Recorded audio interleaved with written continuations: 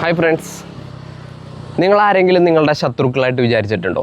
മനുഷ്യരാരെങ്കിലും? ഞാൻ വിചാരിച്ചിട്ടുണ്ട്, ഈ വ്യക്തി എൻ്റെ ശത്രുവാണ്, ഈ മനുഷ്യരെൻ്റെ ശത്രുക്കളാണ്.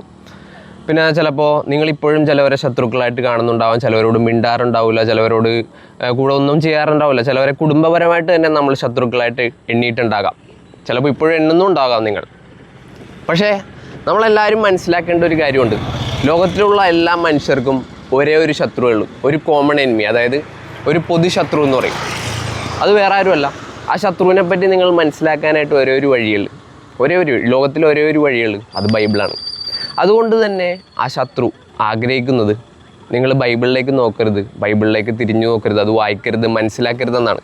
കാരണം അത് മനസ്സിലാക്കി കഴിഞ്ഞാൽ, വായിച്ചു കഴിഞ്ഞാൽ നിങ്ങൾക്ക് മനസ്സിലാവും, പിശാചാണ്, സാത്താനാണ് നിങ്ങളുടെ ശത്രു. അവൻ ആഗ്രഹിക്കുന്നത് നിങ്ങൾ മനുഷ്യരെ ശത്രുക്കളായിട്ട് കണ്ട് അവരോട് പ്രതികാരം ചെയ്യുക, അവരോട് പകരം വീട്ടുക. അങ്ങനെ നമ്മൾ പ്രതികാരം ചെയ്യാനും പകരം വീട്ടാനൊക്കെ മനുഷ്യരോട് അങ്ങനെ പോകുമ്പോൾ നമുക്ക് നഷ്ടപ്പെട്ടു പോകണം മെയിനായിട്ട് ഏറ്റവും ഇമ്പോർട്ടൻ്റ് ആയിട്ടുള്ളൊരു കാര്യമുണ്ട്. അതാണ് പിശാച് ആഗ്രഹിക്കുന്നത്. അത് നമ്മുടെ സമയമാണ്, ഓരോ സെക്കൻഡും. അതാണ് നമ്മൾ അവരെക്കുറിച്ച് ചിന്തിക്കുകയും അവരോട് പ്രതികാരം ചെയ്യേണ്ടത് എങ്ങനെയാണ്, അവരോട് ഞാൻ എങ്ങനെ പകരം വീട്ടും, അവരോട് ദേഷ്യം വെച്ചുകൊണ്ടിരിക്കുകയും ഇതൊക്കെ ചെയ്യുമ്പോൾ നമുക്ക് നഷ്ടപ്പെട്ടു പോകണത് ഏറ്റവും വിലപ്പെട്ടതായ, അതായത് എത്ര കോടി കൊടുത്താലും ഒരു മനുഷ്യന് ഒരു സെക്കൻഡ് തിരിച്ചു കൊണ്ടുവരാൻ പറ്റില്ല തൻ്റെ ജീവിതത്തിലേക്ക്. ആ കാര്യമാണ് നമുക്ക് നഷ്ടപ്പെട്ടു പോകുന്നത്, നമ്മുടെ സമയം. അതുകൊണ്ട് തന്നെ നമ്മൾ വളരെ കെയർഫുള്ളായിരിക്കുക. പിശാച് ആഗ്രഹിക്കുന്നത് നമ്മൾ മനുഷ്യരെ ശത്രുക്കളായിട്ട് എണ്ണാനാണ്. പക്ഷേ യേശു പറഞ്ഞാൽ എന്താണ്?